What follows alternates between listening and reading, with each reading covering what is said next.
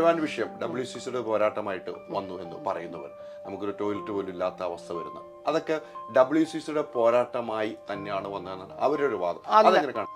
Light of ചെയ്തിട്ടൊക്കെ വേണം ഞങ്ങൾക്ക് മാറാം. കാരണം ആ വീട്ടിൽ ഏതെങ്കിലും കുരുത്തക്കട്ടെ ഒരുത്തനുണ്ടെങ്കിൽ അവനൊരു ക്യാമറ ഓൺ ചെയ്ത് വെച്ചിട്ട് ഇതൊക്കെ പറയലാണ്. മേടിച്ച് വരെ കാര്യങ്ങൾ കിട്ടി കഴിഞ്ഞാൽ അത് പ്രവർത്തിക്കുന്നുണ്ടോ? ഞാൻ ഇതുവരെ വർക്ക് ചെയ്യുന്നില്ല, ഞാൻ കണ്ടിട്ടില്ല. ഒരു കമ്മിറ്റി വന്നിട്ട് എന്താ അമ്മയോ അച്ഛനോ ആരും അന്വേഷിക്കാതെ ധിക്കരിച്ച് ലിവിങ് ടുഗദർ എന്നിട്ട് നടക്കുന്നു. അവരെ തോന്നിവാസം കാണിച്ചു വെച്ച് നാളെ പോയി. ആ ഭാര്യ ഒരു പെണ്ണല്ലേ, ആ മോള് പെൺകുട്ടിയാണ്. ആ പെൺകുട്ടി വളർന്നു വരില്ലേ? അച്ഛനിങ്ങനെ ചെയ്തു എന്ന് വരില്ലേ? അപ്പൊ ആണുങ്ങൾക്ക് വിഷമമൊന്നുമില്ലേ? ആണുങ്ങളും പെണ്ണുങ്ങളുടെ അടുത്ത് മേടിക്കുന്നുണ്ടാവും. സ്ത്രീകളെ കൊണ്ടുപോയി അതൊക്കെ മേടിച്ചത് അവരെ പൈസയും മേടിച്ചെടുത്ത് പറഞ്ഞ വേറൊന്നുമല്ല. ഫാമിലി ആൾക്കാർ ഉള്ളപ്പോൾ ഇങ്ങനെയുള്ള പ്രശ്നങ്ങൾ വരുമ്പോൾ അവർക്കും ഒരമ്മ സ്ത്രീ കാര്യങ്ങളൊന്നുമില്ല. പക്ഷെ ഇപ്പം വിഷയം വന്നു തുടങ്ങിയെന്ന് കേട്ടു. ഞാൻ ഈ പറയണ വെള്ളടിയൊന്നും ഇല്ലാത്ത ആളാണ്. ഇപ്പം ഇതിനും വിഷയം വന്നു തുടങ്ങി. അതും കൂടെ കണ്ടുപിടിച്ചാൽ ഇതും ഏകദേശം കുറച്ച് സ്റ്റോപ്പാവും. ഇത്രയും വലിയ ആൾക്കാർ നിൽക്കുന്ന അരൂര് ഞാൻ ഇത്രയും ലക്ഷം ഓട്ടും മേടിച്ച് 1 മാസം കൊണ്ട് ഞാൻ ചെയ്യും.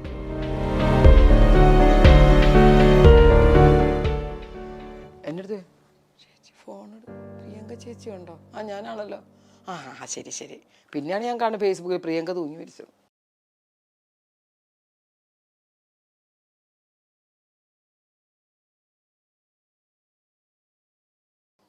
നമ്മൾ ഒരു ലൊക്കേഷനിൽ ലൊക്കേഷൻ കാഴ്ചകൾ, കുറേ ആളുകൾ ഇൻ്റർവ്യൂ എടുക്കുന്നു. അതോടൊപ്പം ഇന്നിപ്പം എന്നോടൊപ്പം ഉള്ള പ്രിയങ്കയാണ്. വർഷങ്ങളായിട്ടുള്ള ഒരു ബന്ധമാണ് ഞാനും പ്രിയങ്കയായിട്ടുള്ളത്. കാരണം എൻ്റെ ഒരു അഡ്വർടൈസിങ്ങിലാണ് ആദ്യം ഞാൻ പ്രിയങ്കയെ ഞാൻ ഡയറക്റ്റ് ചെയ്യുന്ന ഒരു പരസ്യ ചിത്രത്തിൽ. പിന്നീടുള്ള ബന്ധം കുടുംബ ബന്ധങ്ങളായി മാറി. പ്രിയങ്ക നമസ്കാരം. നമസ്കാരം. സുഖമല്ലേ? പിന്നെ സുഖമായിട്ടിരിക്കുന്നു. പ്രിയങ്കയെ സംബന്ധിച്ചിടത്തോളം കുറേ സിനിമകൾ ചെയ്തു അല്ലേ? ഒത്തിരി സിനിമകൾ ചെയ്തു, ദീർഘകാല സിനിമകൾ. ലാലേട്ടൻ്റെ കൂടെയും മമ്മൂക്കായുടെ കൂടെയും ഇപ്പോൾ അഭിനയിച്ചിരിക്കുന്ന ആളുകളുടെ കൂടെ ഒക്കെ ചെയ്ത പ്രിയങ്കയാണ്. ഇടയ്ക്ക് വെച്ച് സിനിമകൾ കുറഞ്ഞു പോകുന്നു അല്ലേ? അതേക്കുറിച്ച് പ്രിയങ്ക ചിന്തിച്ചിട്ടുണ്ടോ? എന്തുകൊണ്ടാണ് സിനിമകൾ കുറഞ്ഞു പോകുന്നത്? ഇടയ്ക്ക് വെച്ച് ഒരു 10 വർഷത്തോളം സിനിമ കുറഞ്ഞു പോയതെന്ന് പറയുന്നത് എൻ്റെ ഫാമിലി ലൈഫ് ഇമ്പോർട്ടൻസ് ആയിരുന്നു എനിക്ക്. മോനുണ്ടായിരുന്നപ്പോൾ ഞാൻ എൻ്റെ മോൻ്റെ കൂടെ ഒരു 10 വർഷത്തോളം അങ്ങനെ ഒരു യാത്രയായിരുന്നു. പിന്നെ ന്യൂ ജനറേഷൻ എന്ന് പറഞ്ഞാൽ കുറേ പടങ്ങൾ വരാൻ തുടങ്ങി. അങ്ങനെ ആ പടങ്ങൾ വന്നു തുടങ്ങിയപ്പോൾ എന്താ ഉണ്ടായെന്ന് വെച്ച് കഴിഞ്ഞാൽ ആ പടങ്ങളിൽ സിസ്റ്റർ ക്യാരക്ടർ, നമ്മൾ ചെയ്യുന്ന സഹനടികൾ ചെയ്യുന്ന പോലത്തെ അമ്മ ക്യാരക്ടർ, അങ്ങനെയുള്ള ഒരുപാട് ക്യാരക്ടേഴ്സ് കുറഞ്ഞു തുടങ്ങി. അപ്പോൾ നമ്മളെപ്പോലുള്ളവർക്കൊക്കെ കുറേ റോളുകൾ കുറഞ്ഞു എന്നുള്ളത് സത്യം തന്നെ. അതെന്നെ ശരിക്കും പറഞ്ഞാൽ ബാധിച്ചിട്ടുമില്ല. കാരണം ഞാൻ ഫാമിലി നോക്കി വീട്ടിലിരുന്നിരുന്ന ആൾ മോൻ്റെ ഒരു വളർച്ചയുടെ ഒപ്പം നീങ്ങിയതുകൊണ്ട് എനിക്കത് അത്രയും ഫീൽ ചെയ്തിട്ടില്ല. ഞാനപ്പോൾ അതിൻ്റെ ഇടയ്ക്ക് പ്രോഗ്രാമും കാര്യങ്ങളൊക്കെ ചെയ്ത് നിന്നിട്ടേ ഉള്ളൂ. അത്തരം ഒരു സിനിമ സ്വയം ഈ പറഞ്ഞ പോലെ കുടുംബമായിട്ട് മാറി നിന്നപ്പോഴാണ് സിനിമകൾ കുറഞ്ഞു പോയെന്ന്. പിന്നീട് സിനിമയിലേക്ക് എത്താൻ അത് കഴിഞ്ഞിട്ട് ഒരു ഇത്രയും ഗ്യാപ്പ് എടുത്ത് പിന്നീട് സിനിമയിലേക്ക് വരാൻ പാടുപെടണ്ടായി വന്നോ? എനിക്ക് പാടുപെടുന്ന വെച്ചാൽ ഞാൻ പറഞ്ഞില്ലേ, നമ്മൾ ചെയ്തിരിക്കുന്ന പടങ്ങൾ ഒരു ഓൾമോസ്റ്റ് കുറച്ച് നാളുകൾക്ക് മുമ്പ് ചെയ്തിരിക്കുന്ന പടങ്ങളെല്ലാം ഒരുവിധം മിക്ക നല്ല ഡയറക്ടേഴ്സും ഒരിക്കലും മനസ്സിൽ വിചാരിക്കാത്ത സ്റ്റാർസ്, ശ്രീദേവി, അരവിന്ദസ്വാമി, ഇങ്ങനെയുള്ള ഒരുപാട് നല്ല ആൾക്കാരോട് നമ്മൾ അഭിനയിച്ചിട്ടുണ്ട്. അപ്പം നമ്മളെ എത്രയെന്ന് വിചാരിക്കാത്തൊരു ഫീൽഡിലാണ് ഞാൻ എത്തിച്ചേർന്നത്. അപ്പം എന്നെ സംബന്ധിച്ച് ഇതൊരു വലിയൊരു ഭാഗ്യമായിട്ട് തന്നെ എനിക്ക് തോന്നിയിട്ടുള്ളൂ. അത് ഇനി എത്തിപ്പെടാനായിട്ട് ഒരുപാട് കാര്യങ്ങൾ കടമ്പ ചാടി ചെല്ലണമെന്ന് എൻ്റെ മനസ്സിൽ തോന്നിയിട്ടില്ല.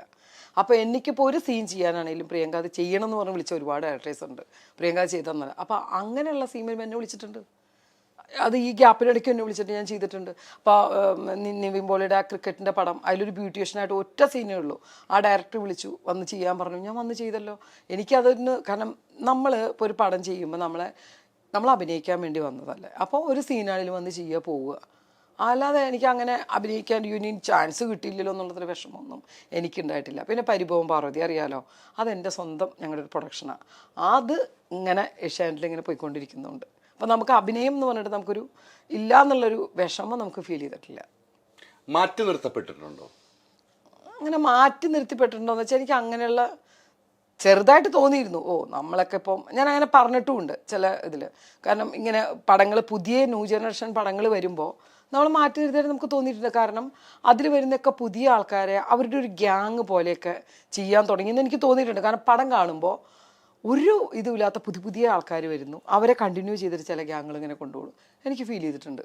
അപ്പോൾ ഞാൻ ചോദിക്കും ഈ ക്യാരക്ടറൊക്കെ നമ്മൾ വിളിക്കായിരുന്നല്ലോ എന്ന്. പിന്നെ ഇതിനകത്ത് കുറേ പ്രശ്നങ്ങളുണ്ട്. ചിലപ്പോൾ എന്നെ വിളിക്കാൻ പറഞ്ഞിട്ടുണ്ടാവാം. ഒരു ഡയറക്ടർ എന്നോട് പറഞ്ഞ കാര്യമാണ്, പ്രിയങ്കയെ വിളിക്കാൻ പറഞ്ഞു, ഞങ്ങൾ പ്രിയങ്ക തന്നെ ഈ ക്യാരക്ടർ ചെയ്യട്ടെ എന്ന് പറഞ്ഞു. പക്ഷെ പ്രിയങ്കയ്ക്ക് ഡേറ്റ് ഇല്ല, വിളിച്ചിട്ട് കിട്ടിയില്ല എന്ന് പറഞ്ഞുകൊണ്ടാണ്. അങ്ങനെയും ഉണ്ടായിട്ടുണ്ട് കുറേ സംഭവങ്ങൾ. അപ്പം നമുക്ക് എൻ്റെ മനസ്സിലെന്താണ്, അതെനിക്ക് വിധിക്കപ്പെട്ടതല്ല.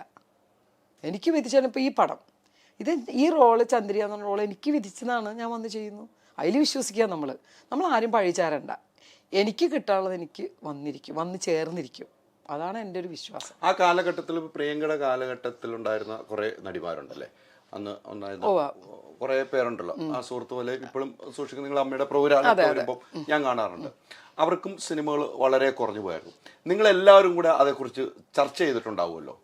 അതെന്താണെന്നറിയോ, ഇപ്പം സിനിമ കുറഞ്ഞാൽ എൻ്റെ കൂടെ ഉണ്ടായിരുന്നു എന്ന് പറയുന്ന ആർട്ടിസ്റ്റുകളൊക്കെ സീരിയലായിട്ടും അവർ എൻഗേജറാണ്.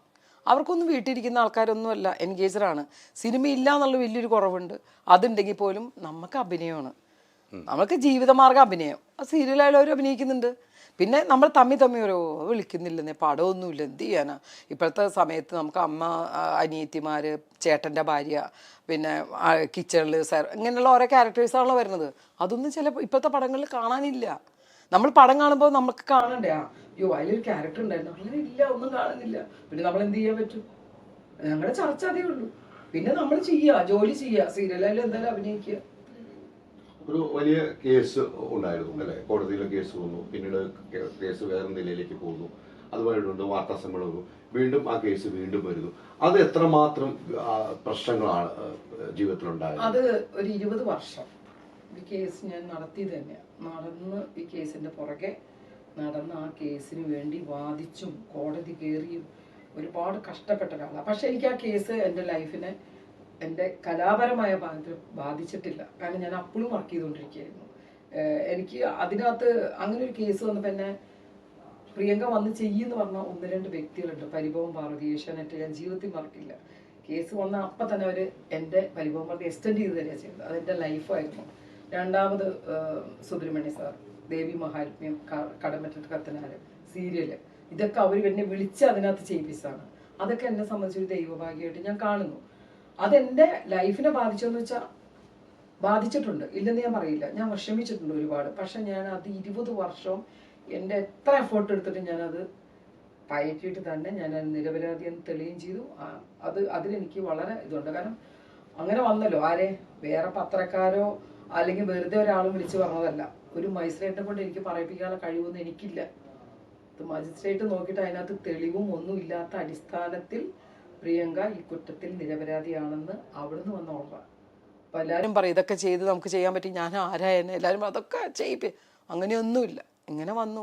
ഇനി ഒരാൾ പോയി പറയാണ് അവർ വന്നതിനോട് മാപ്പ് പറഞ്ഞു, ഇതങ്ങ് പിൻവലിക്കുക, നടക്കുമോ? മജിസ്ട്രേറ്റ് അപ്പം തന്നെ എഴുതി കൊടുക്കുമോ? അവർ പറഞ്ഞല്ലോ എന്നാൽ കൊടുത്തേക്കാന്ന് ഒരിക്കലും ഇല്ല. ഇത്രയും വർഷം അതിനെതിരെ പോയി അവർ ചെക്ക് ചെയ്തതിന് ശേഷമല്ലേ ഞാൻ നിരപരാധിയാന്നുള്ളത് വന്നത്. അതെനിക്ക് 20 വർഷം എൻ്റെ നല്ല വർഷം തന്നെയാണ് പോയത്, ഇല്ലേ? മാനസികമായിട്ട് എനിക്ക് വേറൊരു ബുദ്ധിമുട്ടുണ്ടായിട്ടില്ല. ആ സമയത്ത് 2 സീരിയലാണ് മാറ്റി നിർത്താതെ നമുക്ക് കൂടുതൽ അവസരം തന്നു വരും. അതെ, പക്ഷെ സിനിമയിൽ നിന്ന് മാറ്റി നിർത്തി. സിനിമയിൽ നിന്ന് മാറ്റി നിർത്തിയെന്ന് വെച്ചാൽ ഇല്ല, മാറ്റി നിർത്തിയിട്ട് ചില ഡയറക്ടേഴ്സ് മാറ്റി നിർത്തിയിട്ടുണ്ടാവും, എനിക്കതറിയില്ല. അതിൻ്റെ പുറകെ ഞാൻ പോയിട്ടില്ല. പക്ഷെ അപ്പോഴും ഞാൻ പടം ചെയ്തിട്ടുണ്ട്. ഞാൻ തിരിഞ്ഞു നോക്കുമ്പോൾ ആ കാര്യങ്ങൾ കഴിഞ്ഞ് കുറച്ചൊക്കെ ഗ്യാപ്പ് വന്നിട്ടുണ്ടെങ്കിൽ പോലും എന്നെ വിളിച്ചിട്ടുണ്ട്, ഞാൻ അഭിനയിച്ചിട്ടുമുണ്ട്. എനിക്ക് ആരോടും ഒരു പരാതിയില്ല. കാരണം ഞാൻ ആ ഒരു സംഭവം നടക്കുമ്പോൾ ഒരാളും ഞാൻ സഹായിക്കാൻ വിളിക്കാൻ പാടില്ല. കാരണം അവർ സഹായിക്കില്ലെന്ന് പറഞ്ഞാൽ എനിക്ക് വേദനിക്കും. അവർക്കത് പറയാനും പറ്റില്ല. കാരണം ഇങ്ങനെ ഒരു പ്രശ്നം വരുമ്പോൾ അവരതിൽ പെട്ടുപോകാൻ അവർക്ക് പേടിയുണ്ടാവും. അതുകൊണ്ട് ഒരു കാരണവശാലും എനിക്ക് ആരോടും ഒരു പരാതി, ഒരു പരിഭവവും ഇല്ല. അന്ന് തുടക്കം തന്നെ താരസംഘടന അമ്മയിലൊക്കെ മെമ്പറാണ് അല്ലേ? തുടക്കം തൊട്ടുണ്ടെന്നാണ് എനിക്ക് തോന്നുന്നത്. അന്ന് സംഘടനയിൽ നിന്നും എങ്ങനെയായിരുന്നു ഹെൽപ്പ്?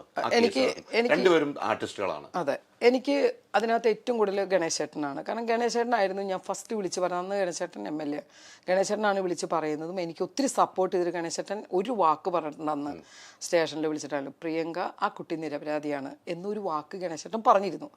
ഞാൻ നിരപരാധിയെന്ന് ഫസ്റ്റ് എനിക്ക് വന്നപ്പോൾ ഞാൻ ആദ്യം വിളിച്ച് ഗണേശേട്ടൻ പറഞ്ഞ വാക്കാണ് പ്രിയങ്ക നിരപരാധി എന്നുള്ള. തെളിഞ്ഞു വന്നിട്ടുണ്ട്. ഗണേശൻ ഒരു ഇൻ്റർവ്യൂവിന് പറഞ്ഞിട്ടുണ്ട്, ഞാൻ നിരപരാധിയെന്ന് പറഞ്ഞ ഒരാൾ നിരപരാധിയെന്ന് തെളിയിച്ച് അവർ വന്നിട്ടുണ്ട്. ഇനി അവരാരും ക്രൂശിക്കരുതെന്ന്. കാരണം അമ്മയിൽ വന്നിട്ട് എനിക്ക് അമ്മയിൽ നിന്നും ഒരു എതിരഭിപ്രായം വന്നിട്ടില്ല. ഞങ്ങൾ 2 ആർട്ടിസ്റ്റുകളാണെങ്കിൽ പോലും ആ സമയത്തും തീരുമാനമെടുത്ത് എന്താണ്, കേസിൻ്റെ വിധി വരട്ടെ, അതുവരെ അമ്മയെന്ന് പ്രിയങ്ക പുറത്താക്കാനോ നടപടിയെടുക്കാനോ പറ്റില്ല എന്ന് പറഞ്ഞ അമ്മ ചേർത്ത് പിടിച്ചിട്ടുണ്ട് എന്നെ. അതുകൊണ്ട് എനിക്ക് അമ്മയ്ക്കെതിരെയോ ആർക്കെതിരെയോ എനിക്കൊരു ഇനി അഥവാ എന്നെ അതിൽ നിന്ന് പുറത്താക്കുമോ അങ്ങനെ എന്തെങ്കിലും വിഷയം വന്നാലും ഞാൻ അമ്മയെ കുറ്റം പറയില്ല. പറയേണ്ട കാര്യമില്ല. അവർ ചെയ്യുന്ന അവരുടെ ഡിസിഷനാണ്, അത് നമ്മൾ അനുസരിക്കുക, അത്രയേ ഉള്ളൂ. തുടക്കം മുതൽ ഞാനുള്ള ആളാണ്. അമ്മ തുടങ്ങി എന്ന് തൊട്ടുണ്ടോ ഇന്ന് വരെ ഞാൻ അമ്മയിൽ അംഗം തന്നെയാണ്. അന്ന് ഈ പറഞ്ഞ പോലെ നമ്മൾ കുറ്റം പറയില്ല എന്ന് പറഞ്ഞു, എന്നെ പുറത്താക്കിയാലും എന്നെ പുറത്താക്കിയിട്ടില്ലായിരുന്നു. അന്നും ഈ സംഘടനയുടെ ഒരു ബലം കൃത്യമായിട്ട് പ്രിയങ്കയുടെ കൂടെ നിന്നു. ഇല്ല, ഒരിക്കലും ഇല്ല. ഇങ്ങനെയുള്ള കാര്യങ്ങൾക്ക് ബലം കൊടുക്കാനുള്ള ആളല്ല അമ്മ. നമ്മൾ കുറ്റമൊക്കെ ചെയ്ത് വല്ല പ്രശ്നങ്ങളും വന്നു കഴിയുമ്പോൾ ഇത് അമ്മ ഏറ്റെടുത്ത് നമ്മളെ നോക്കട്ടെ എന്ന് പറയാൻ അമ്മ എന്ന് പറഞ്ഞ സംഘടന എന്താണ്? പ്രിയങ്കയെ മാത്രം നോക്കുന്ന മക്കളൊക്കെ ഒരുപോലെ തന്നെയാണ്. പല മക്കളും പല കുറ്റങ്ങളും ചെയ്യും ഇല്ലേ? മക്കളാവുമ്പോൾ ഒരു മോൻ ചെയ്യുന്നതായിരിക്കില്ല മറ്റേ മോൻ ചെയ്യുന്നത്, മറ്റേ മോള് ചെയ്യുന്നത്. അങ്ങനെ അമ്മയാണോ ഇതിനൊക്കെ ഓരോ പ്രശ്നങ്ങൾ വരുമ്പോൾ കോടതിയിൽ നിന്നൊക്കെ വരുമ്പോൾ അമ്മയാണോ ആൾക്കാർക്ക് സപ്പോർട്ട് ചെയ്യേണ്ടത്? അല്ല. അമ്മയ്ക്ക് പേര് ദോഷം ഉണ്ടാക്കാതെ മക്കൾ നോക്കുക എന്നുള്ളതാണല്ലേ നമ്മൾ ചെയ്യേണ്ടത്. അപ്പോൾ എനിക്ക് അമ്മ എൻ്റെ കൂടെ വന്നിട്ട് എല്ലാ കേസുകളുടെ കാര്യം ഞാൻ പറയണേ, അതിനകത്തുള്ള ഏത് കേസ് ആർക്ക് വന്നാലും ഒരംഗത്തിനൊരു കേസ് വന്നാൽ അമ്മയല്ല അത് തീർത്ത് കൊടുക്കേണ്ടത്. അത് നമ്മുടെ പേഴ്സണൽ കേസാണല്ലേ. അമ്മയിൽ നിന്നും അകത്തുനിന്ന് വന്നിട്ടുള്ള എന്തെങ്കിലും അതിനകത്ത് വെച്ച് വന്നിരിക്കുന്നതോ അമ്മ അതിനകത്തുള്ള അധികാരികളിലോ പെട്ട ആൾക്കാർ ചെയ്യുന്നതാണെങ്കിൽ അമ്മ ഇടപെടാം. ഇത് പേഴ്സണലി നമ്മൾ വന്നിരിക്കുന്ന ഒരു കാര്യം അമ്മ തീർത്തു തരണം എന്ന് പറയേണ്ട കാര്യമില്ലല്ലോ. അമ്മ എന്ന് പറഞ്ഞൊരു സംഘടനയാണ്, നമ്മുടെ ഒരു ബലമാണ് അമ്മ. ഇത്രയും ആൾക്കാർ കൂടി നിൽക്കുന്നൊരു സംഘടന എന്ന് പറഞ്ഞാൽ അതിലൊരു അംഗമാവുക എന്ന് പറഞ്ഞാൽ ഒരു മഹാഭാഗ്യമാണ് നമ്മുടെ. അത് നമ്മൾ കീപ്പ് ചെയ്ത് കൊണ്ടുപോകണം. എനിക്ക് ഇനി എന്ത് പ്രശ്നങ്ങൾ വന്നാലും അമ്മ അത് തീർക്കേണ്ട കാര്യങ്ങളല്ല, അത് ഞാനാ തീർക്കേണ്ടത്. അത് നമ്മൾ സ്വയം തന്നെ തീർക്കണമെന്ന വിശ്വാസത്തിലാണ്. ഈ തുടക്കം മുതൽ നമ്മുടെ ഒരു വരവ് നല്ല ഡയറക്ടറിന്റെ കൂടെയാണ്. എന്നും നമുക്ക് ഓർത്തിരിക്കാൻ പറ്റുന്ന ഒരു സിനിമ പറഞ്ഞാൽ ഏതായിരിക്കും പറയുക? എനിക്ക് എന്നും ഓർത്തിരിക്കാനും എൻ്റെ മനസ്സിനെ വിഷമിച്ചുള്ള ഒരേ ഒരു ഡയറക്ടർ സിദ്ദിഖ് സാറാണ്. സിദ്ദിഖ് സാറിൻ്റെ മരണം എനിക്ക് ഞാൻ കാണാൻ പോലും വന്നിട്ടില്ല. കാരണം എനിക്ക് മരിച്ചു എന്ന് വിശ്വസിക്കാൻ, കണ്ടു കഴിഞ്ഞാൽ എൻ്റെ മനസ്സിലത് മരിച്ചു എന്നൊരു വിശ്വാസമാവും. ഞാൻ വന്നില്ല. കാരണം വിയറ്റ്നാം കോളനി എന്ന് പറഞ്ഞ പടത്തിലാണ് ഞാൻ ആ ചുരിദാർ എന്ന് പറഞ്ഞൊരു സംഭവത്തിൽ കൂടിയാണ് ഞാൻ വരുന്നത്. സത്യത്തിൽ ആ ചുരിദാറിൻ്റെ സീൻ വന്നപ്പോഴും എൻ്റെ വിചാരം എന്നെ ഈ പടം കണ്ട് ആരും തിരിച്ചറിയാൻ പോകണില്ലെന്നാണ്. കാരണം എൻ്റെ ഒരു ഫീൽഡേ സിനിമയല്ല. അപ്പോൾ ആ പടം സിദ്ദിഖ് സാറും ഞങ്ങളൊക്കെ കൂടി ഇരുന്നാണ് പടം കാണുന്നത്. അമ്മയുണ്ട് എൻ്റെ കൂടെ, അമ്മയാണ് എപ്പോഴും കൂടെ ഉണ്ടാവും. അതായത് എല്ലാവരും കളിയാക്കും ബോബനും മോളിയാണെന്ന് പറയും, അമ്മ എൻ്റെ കൂടെ ഉണ്ട്. ഞങ്ങൾ ആ സിനിമ കണ്ട് തിരിച്ചറിഞ്ഞപ്പോഴും എൻ്റെ മനസ്സിലൊരാളും ദേ ചുരിദാർ കയറിയ പെണ്ണെന്ന് പറയണേ കേട്ടപ്പോൾ ഞാൻ അപ്പോഴാണ് മനസ്സിലാക്കുന്നത്, ഈ ഒരു ചെറിയ സീൻ ഇത്രയും നല്ല ഡയറക്ടേഴ്സിൻ്റെ പടം, ലാലേട്ടൻ്റെ പടം അങ്ങനെയൊക്കെ ആയതുകൊണ്ടായിരിക്കും ആ ഒരു ചെറിയ സീൻ എന്നെ തിരിച്ചറിഞ്ഞത്. ആ തിരിച്ചറിഞ്ഞപ്പോഴാണ് ഞാൻ ഓർത്തത് ഇത് നല്ല കൊള്ളാലോ, അത്രയും പേര് ആ ചുരിദാർ കയറിയ പെണ്ണല്ലേ. അതെൻ്റെ ഒരു വലിയൊരു ഭാഗ്യമായിരുന്നു ആ പടം. അത് കഴിഞ്ഞപ്പോഴാണ് ലളിത ചേച്ചിയാണ് ഭരതേട്ടൻ എന്ന് പറഞ്ഞ ഡയറക്ടറെ. ഞാൻ ജനിച്ചു വളർന്നത് ഭരതേട്ടൻ്റെ വീട്ടിലാണ്. ലളിത ചേച്ചിയും എല്ലാവരുമായിട്ട് ഞങ്ങൾ കുടുംബ സുഹൃത്തുക്കളാണ്. തൊട്ടപ്പുറത്തെ വീട്ടിലാണ് ഞാൻ താമസിക്കുന്നത്, ജനിച്ചു വളർന്നൊക്കെ അവിടെയാണ്. അപ്പോൾ ലളിത ചേച്ചിയാണ് ഭരതേട്ടനോട് പറയുന്നത് വെങ്കലത്തിലേക്ക് ഞാൻ എത്താൻ കാരണം. പിന്നെ നിങ്ങൾക്കറിയാലോ സിദ്ദിഖ് സാറിൻ്റെയും സിദ്ദിഖ് ലാൽ സാറിൻ്റെയും മാന്നാർ മത്തായി സ്പീക്കിംഗ്, ശകുന്തള. എനിക്ക് എൻ്റെ ജീവിതത്തിൽ സിനിമാ ഫീൽഡിൽ ഏറ്റവും ബഹുമാനവും എനിക്ക് എൻ്റെ ജീവിതത്തിൽ മറക്കാനും ഒരുപാട് ദൈവത്തിന് തുല്യം കാണുന്ന ഒരു ഡയറക്ടർ ആരാന്ന് വെച്ചാൽ സിദ്ദിഖ് സാറാണ്. അതുപോലെ നല്ല എനിക്ക് പ്രശ്നങ്ങൾ എന്തുണ്ടെങ്കിലും സാറില്ല പ്രിയങ്കയ്ക്ക് ഇനിയും അദ്ദേഹം ഒരു സിനിമ സിനിമയിൽ പറഞ്ഞൊരു വാക്കുണ്ട്, പ്രിയങ്കയുടെ സമയം വരുന്നേ ഉള്ളൂ, പ്രിയങ്ക വെയിറ്റ് ചെയ്യണം എന്ന് അദ്ദേഹം പറഞ്ഞിട്ടുണ്ട് എന്നോട്. ഞാൻ വെയിറ്റ് ചെയ്യും. അമ്മൂമ്മയല്ല അങ്ങറ്റത്തെ മുത്തശ്ശിയായിട്ട് അഭിനയിക്കാൻ പറഞ്ഞാൽ ഞാൻ വെയിറ്റ് ചെയ്ത്, ഞാൻ ജീവിച്ചിരിപ്പോൾ ഞാൻ അഭിനയിച്ചിരിക്കും. ആ ഒരു ആ കൂട്ടുകെട്ടാണ് പ്രിയങ്കയ്ക്ക് എന്നും ഓർത്തു വയ്ക്കാൻ പറ്റുന്നത്. അത്തരം കൂട്ടുകെട്ടുകൾ ഇപ്പോൾ ഉണ്ടോ സിനിമയിൽ? എനിക്ക് തോന്നിയിട്ടില്ല. ഉണ്ട്. ഇപ്പോൾ ഒരു കുറേ ഇപ്പോൾ കാണുന്ന കാഴ്ചയിൽ ന്യൂ ജനറേഷൻ പല തട്ടായിട്ട് തിരിഞ്ഞിട്ടുണ്ട്. കുറേ ഗ്യാങ് അവരുടെ ആൾക്കാരെ മാത്രം വിളിച്ചൊരു പടം ചെയ്യുന്നു. പടം കണ്ടറിയാൻ പറ്റും. ക്യാമറാമാൻ, ഡയറക്ടർ, കുറച്ച് ആർട്ടിസ്റ്റിൽ, കുറേ ആൾക്കാർ അവരുടെ ഇഷ്ടത്തിനുള്ള ആൾക്കാർ വിളിച്ച് അവർ ചെയ്യുന്നു. അങ്ങനെ അവരായിട്ട് ഒതുങ്ങി നിൽക്കുന്ന പടങ്ങളായിട്ട് ഇപ്പോൾ എനിക്ക് തോന്നിയിട്ടുള്ളൂ. പണ്ടത്തെ കൂട്ടായ്മ ഒന്നുമില്ല. കാരണം പണ്ടൊക്കെ ഞങ്ങൾ പടം ചെയ്യുമ്പോൾ ഞങ്ങളെല്ലാവരും ചെയറിട്ടിരുന്ന് എല്ലാവരും കൂടി ഇരുന്ന് സംസാരിച്ചിട്ടാണ് നമ്മുടെ ഷോട്ട് കഴിഞ്ഞിട്ടിരിക്കുന്നത്. ഇന്ന് അങ്ങനെയല്ലല്ലോ. ഇന്ന് എല്ലാവരും കരവണി കയറുന്നു, അവനവൻ്റെ ഇഷ്ടത്തിന് സംസാരിക്കുന്നു, സ്ക്രിപ്റ്റ് കേൾക്കുന്നു. നമ്മൾ തമ്മിലുള്ള ആ ഒരു കോമ്പിനേഷൻ തന്നെ ഇപ്പോൾ ഇല്ല. സംസാരിക്കാൻ പോലും നേരമില്ല ആർക്കും. അപ്പോൾ നമുക്ക് അങ്ങനെ ഒരു പണ്ടത്തെ ഒരു ഇത് ഇപ്പോൾ ഉണ്ടെന്ന് എനിക്ക് തോന്നിയിട്ടില്ല. പടങ്ങളിൽ. പിന്നെ നമ്മളൊക്കെ ഞാനൊക്കെ ഇപ്പോഴും വരുമ്പോൾ ജാഫ്രിക്ക ഉണ്ട് ഈ പടത്തിൽ, ഇന്ദ്രൻസേട്ടനുണ്ട് ഈ പടത്തിൽ, ഞങ്ങൾ ഇപ്പോഴും ഒരുപോലെ തന്നെ വരുമ്പോൾ ഞങ്ങളുടെ ആ വൈബ് ഇപ്പോഴും ഉണ്ട്, ഞങ്ങൾക്ക് നഷ്ടപ്പെട്ടിട്ടില്ല. ഞങ്ങളത് എൻജോയ് ചെയ്യുകയാണ് ഇപ്പോൾ.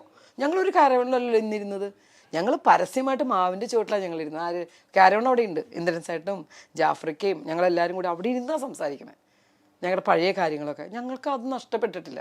ഇപ്പോഴത്തെ തലമുറയ്ക്ക് നഷ്ടപ്പെട്ടിട്ടുണ്ടാവും, നമുക്കൊന്നും ചെയ്യാനില്ലല്ലോ.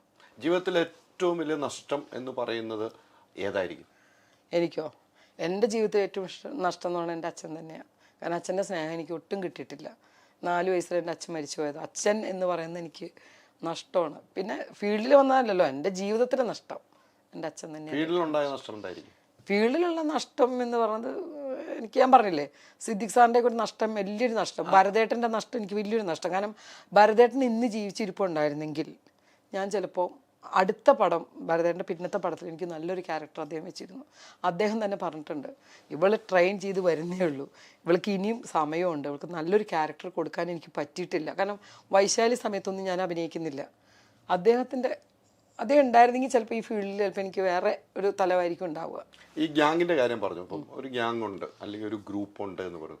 ആ ഗ്രൂപ്പിലേക്ക് എത്തിപ്പെടാൻ പറ്റാത്തത് എന്തുകൊണ്ടായിരിക്കും? എത്തിപ്പെടാൻ പറ്റാത്തതെന്ന് വെച്ചാൽ, ഒന്നില്ലെങ്കിൽ ഞാൻ ഇവരൊക്കെ അപ്ഡേറ്റ് ചെയ്തുകൊണ്ടിരിക്കണമായിരിക്കും, അല്ലെങ്കിൽ അങ്ങനെയുള്ള പുതിയ ഡയറക്ടേഴ്സാണ്, നമ്മളൊന്നും അവർക്കൊന്നും ഒരു പരിചയം ഒന്നുമില്ല. പിന്നെ എനിക്കറിയില്ല എന്താ അവർ വിളിക്കാത്തതെന്ന്, നമ്മൾക്ക് ഇനി ചെയ്യാൻ കഴിയില്ലെന്നുള്ളതുകൊണ്ട് ഞാൻ ചോദിച്ചിട്ടുണ്ട്. ഞാൻ ഒരു ദിവസം ഈ ന്യൂ ജനറേഷൻ പടങ്ങളുടെ എല്ലാവരും കൂടി കണ്ടപ്പോൾ ഞാൻ ചോദിച്ചു, മക്കളെ ചേച്ചിയൊക്കെ അഭിനയിച്ചു, ചേച്ചി അങ്ങനെ പറയല്ലേ, അടുത്ത പടം അങ്ങനെ പറഞ്ഞിട്ടേ ഉള്ളൂ. ഞാൻ പറഞ്ഞ അങ്ങനെ എത്തിപ്പെടാത്ത ചിലപ്പോൾ ക്യാരക്ടർ ഇല്ലാത്തതുകൊണ്ടായിരിക്കും, ചിലപ്പോൾ അത്രയും സീനില്ല, ചെറിയൊരു സീനോടൊന്ന് ചേച്ചി വിളിക്കേണ്ടെന്നായിട്ടായിരിക്കും, ചിലപ്പോൾ എന്നെ വിളിക്കാൻ പറഞ്ഞിട്ട് വിളിക്കാതിരിക്കുന്നതായിരിക്കും. നമുക്കതൊന്നും അറിയില്ലല്ലോ. അതിന് നമുക്ക് ദുഃഖമില്ല. നമുക്ക് വിധിച്ചിട്ടുണ്ടെങ്കിൽ ഏത് ന്യൂ ജനറേഷൻ അല്ല, ഏത് പടാണെങ്കിലും എൻ്റെ തലയിൽ ആ ക്യാരക്ടർ, ചന്ദ്രിക, ഈ പഞ്ചവർണ്ണ, ഇങ്ങനെയുള്ള ക്യാരക്ടർ എനിക്ക് കിട്ടുമെന്നേ, അത് വിശ്വസിച്ചാൽ പോരെ.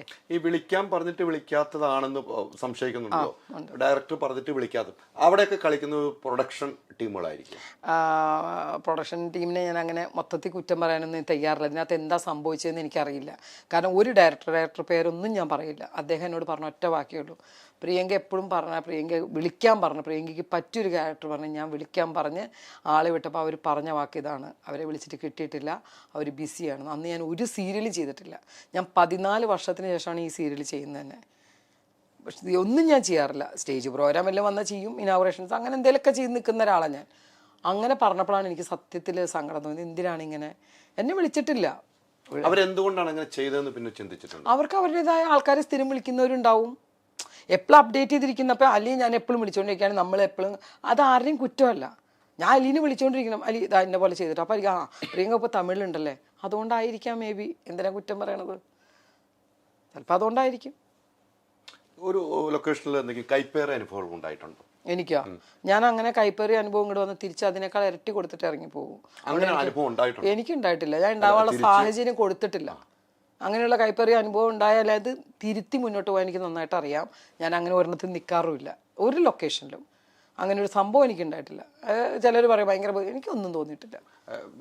പ്രിയങ്ക ഉള്ള ലൊക്കേഷനിൽ മറ്റുള്ളവർക്ക് എന്തെങ്കിലും അനുഭവം ഉണ്ടായിട്ട് പ്രിയങ്കയുടെ ശ്രദ്ധയിൽപ്പെടുകയും പ്രിയങ്ക അതിനകത്ത് ഇടപെടുകയും ആ പ്രശ്നം സോൾവ് ചെയ്യുകയും ചെയ്തിട്ടുണ്ട്? അതൊക്കെ ചെയ്തിട്ടുണ്ടാവും. പക്ഷേ ഞാൻ പറഞ്ഞില്ലേ, നമ്മൾ പ്രശ്നങ്ങൾ ഉണ്ടാക്കണം നമ്മളാ ലൊക്കേഷനിൽ അല്ലേ.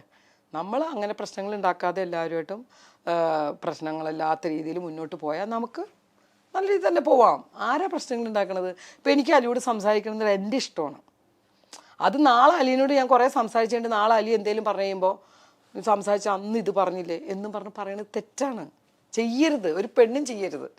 അല്ലെങ്കിൽ ഞാൻ നിൽക്കണം അതുപോലെ. അലി എന്നോട് എന്തെങ്കിലും പറയുമ്പോൾ, അലി ആ പറഞ്ഞ വാക്ക് എനിക്ക് ഇഷ്ടമല്ല കേട്ടോ, ഇനി മേലെ ആവർത്തിക്കരുന്ന് അന്ന് പറയണം. കുറേ നാൾ കഴിഞ്ഞിട്ട് അന്ന് അലി അത് പറഞ്ഞില്ലേ എന്നും പറഞ്ഞു വരുന്നത് ഒരു പെണ്ണിന് ചേർന്നതല്ല. ഈ ഫീൽഡിലും അത് ശരിയല്ല. ഈ ഫീൽഡിൽ പലതും പറയുന്നുണ്ട്, അവരങ്ങനെ പോയി. എന്താണ് ആ പറയണതിന് അർത്ഥമുള്ളത്? എൻ്റെ ഇഷ്ടമാണ് ഞാൻ പോകുന്നുണ്ടെങ്കിൽ അത് എൻ്റെ ഇഷ്ടമായി മാത്രം കാണണം.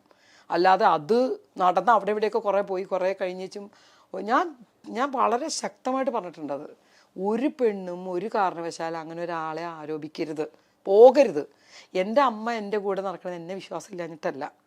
എന്നെ ഏത് രാത്രി എവിടെയും കൊണ്ട് നിർത്തിക്കോ, എന്നെ നോക്കി വരാൻ, എനിക്ക് തിരിച്ച് വരാൻ എനിക്കറിയാം. പക്ഷെ എൻ്റെ അമ്മയ്ക്ക് എന്താ, എൻ്റെ ഒരു കൂടെ വരുമ്പോൾ അമ്മയ്ക്കൊരു സമാധാനം. അവൾ ഒറ്റയ്ക്കല്ലല്ലോ, ഞാനും കൂടെ ഉണ്ട്, എനിക്കൊരു സമാധാനം. എന്ത്, എൻ്റെ അമ്മ ഒറ്റയ്ക്ക് റൂമിലിരിക്കുക, ഭക്ഷണവും കഴിച്ച് എൻ്റെ കൂടെ എൻ്റെ അമ്മയുണ്ടല്ലോ സുഖമായിട്ട് ഇരുന്നോട്ടെ. ഞാൻ കഴിക്കുന്ന ഫുഡ് അമ്മ അവിടെ ചിലപ്പോൾ ഒറ്റയ്ക്കാകുമ്പോൾ ചിലപ്പോൾ ചോറും എന്തെങ്കിലും ചെറുതായിട്ട് കഴിക്കും, ഞാനിവിടെ ഇറച്ചിയും മീനൊക്കെ കഴിക്കും, അമ്മയും കഴിച്ചോട്ടെ, ഒരുമിച്ചിരുന്ന് കഴിക്കുന്ന ഒരു സുഖമല്ലേ ഇത്. അല്ലാതെ അമ്മ വന്നതുകൊണ്ടോ ആര് കൂടെ വന്നുകൊണ്ടും നമുക്ക് എന്തെങ്കിലും വേണമെന്ന് വെച്ചാൽ അത് നമുക്ക് ചെയ്യാവുന്ന കാര്യങ്ങളേ ഉള്ളൂ അല്ലേ. ഇതൊന്നും ഒരു തടസ്സമേ അല്ല. പക്ഷെ ഞാൻ പറഞ്ഞതെന്ന് വെച്ചാൽ നമ്മൾ നമ്മുടെ കാര്യം ശ്രദ്ധിക്കുക, അത് കഴിഞ്ഞിട്ട് പിന്നെ പറഞ്ഞു നടക്കുന്നത് തെറ്റാണ്. അത്തരമൊരു മീറ്റു ആരോപണമായി വരുന്നതിൽ എതിർക്കുകയാണല്ലേ? ഞാൻ എതിർക്കും, തീർച്ചയായിട്ടും എതിർക്കും. കാരണം നമ്മൾ ചെയ്തു പോയിട്ട് പിന്നെ അവരെന്തിനാണ് കാര്യമായിട്ട് തേക്കുന്നത്? പോവാതിരുന്നൂടെ? അല്ലെങ്കിൽ ആ പോയി കഴിഞ്ഞാൽ അത് വെച്ച് തീർത്തോളണം, പിന്നെ തിരിഞ്ഞു കുത്തല്ല വേണ്ടത്. ആരും ഇപ്പോൾ പല പ്രശ്നങ്ങളും ഉണ്ടായി, ആരെങ്കിലും അവരെ ചങ്ങലക്കിട്ട് കൊണ്ടുപോവോ കെട്ടി വലിച്ചു കൊണ്ടുപോവോ ഒക്കെ ചെയ്തിട്ടുണ്ടെങ്കിൽ ഈ പറയണത് ശരിയാ? ഇത് സ്വന്തം ഇഷ്ടപ്രകാരം പോയി സംസാരിച്ച് അവരായിട്ട് നടന്ന് പടം ചെയ്ത് ഇഷ്ടം പോലെ സാധനങ്ങൾ ഇതൊക്കെ കറങ്ങി അടിച്ച് നടന്ന് പിന്നെ ഒരു സുപ്രഭാതത്തിൽ നീ അങ്ങനെ ചെയ്തില്ലെന്ന് പറഞ്ഞാൽ എന്താ അർത്ഥമുള്ളത്?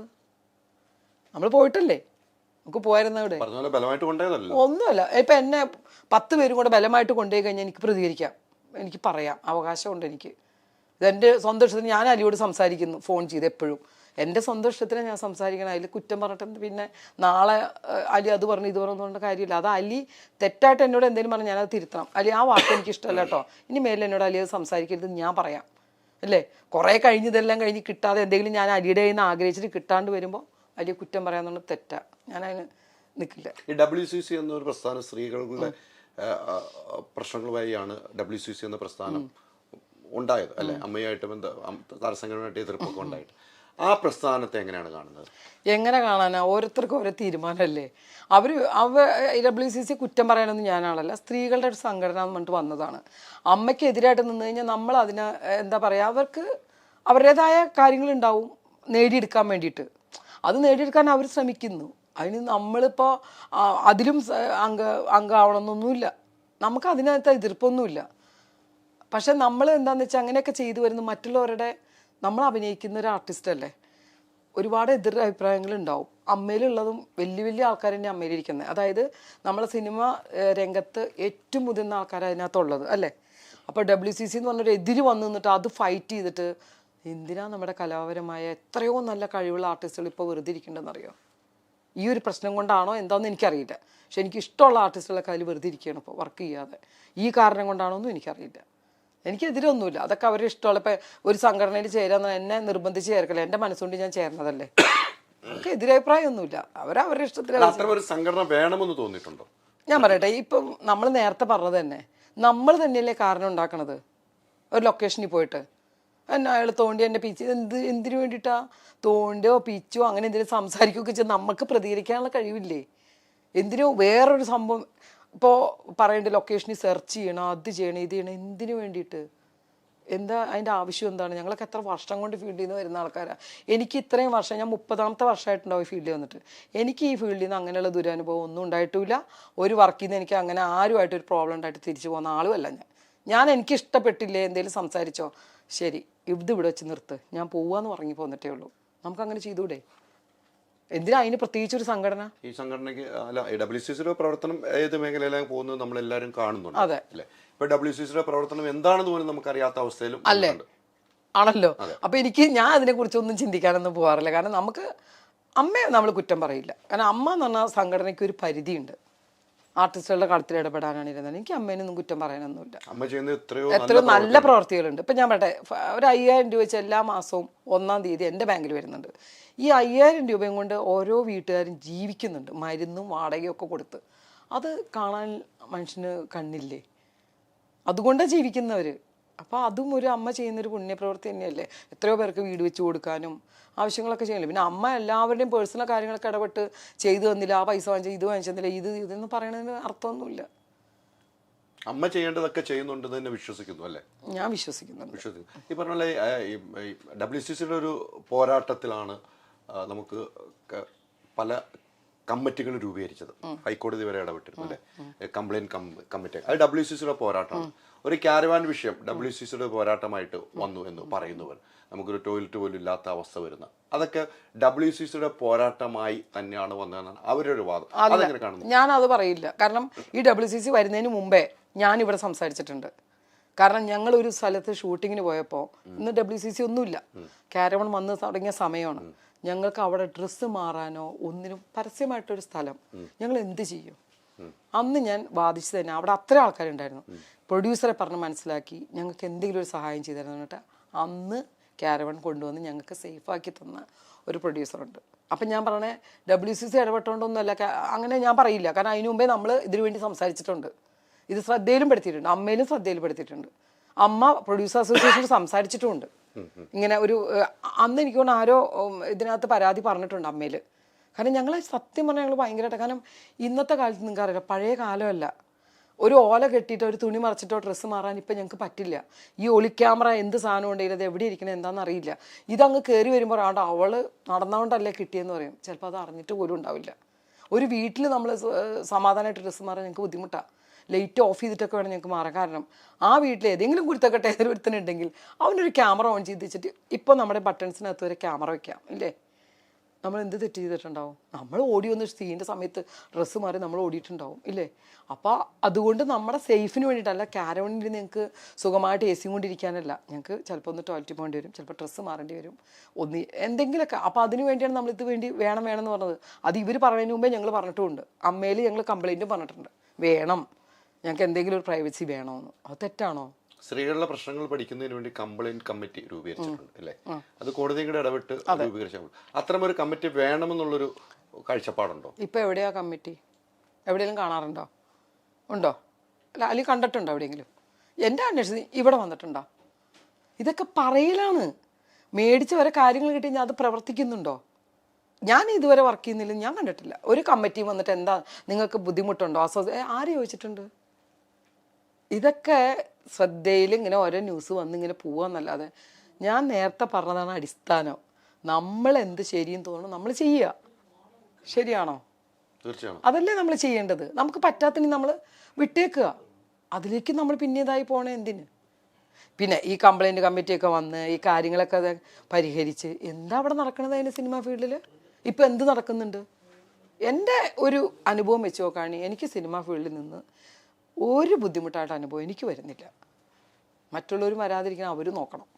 എന്ത് കംപ്ലൈൻറ്റോ കമ്മിറ്റിയോ എന്ത് വെച്ചിട്ടും കാര്യമൊന്നുമില്ല. നമ്മളാണ് നമ്മുടെ സേഫ്നെസ് നോക്കേണ്ടത്. നമ്മുടെ ശരീരം നമ്മൾ നോക്കണം. എന്ത് കംപ്ലൈൻറ്റ് കമ്മിറ്റി ഉണ്ടായിട്ടൊന്നും വലിയ കാര്യമൊന്നും എനിക്ക് തോന്നുന്നില്ല. ഞാൻ ധിക്കരിച്ച് പറയല്ല, പക്ഷെ ഞാൻ കാണുന്നില്ല. ഉണ്ടെന്ന് പറച്ചിൽ മാത്രമല്ലേ ഉള്ളൂ. എവിടെ കാണുന്നു? ഒരു സ്ഥലത്ത് കാണിച്ചു തരാമോ?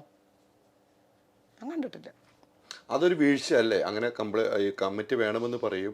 അത് സംഘടനയ്ക്ക് എല്ലാ ഉത്തരവാദിത്തമാണ്. അമ്മ സംഘടന എല്ലാവരും ചേർന്നുള്ള തീരുമാനം. അപ്പോൾ അത് അത്ര ഒരു ഉത്തരവാദിത്വ കുറവ് ഈ സംഘടനയ്ക്കില്ല. അപ്പം അതിൻ്റെ പുറകിലത്തെ വശം എന്താണെന്ന് എനിക്കറിയില്ല. ഇനി എവിടെയെങ്കിലും നോക്കുന്നുണ്ടോ? കാരണം എനിക്കറിയില്ല. കാരണം എന്താണ് സംഭവിക്കുന്നതെന്ന് നമുക്കറിയില്ല.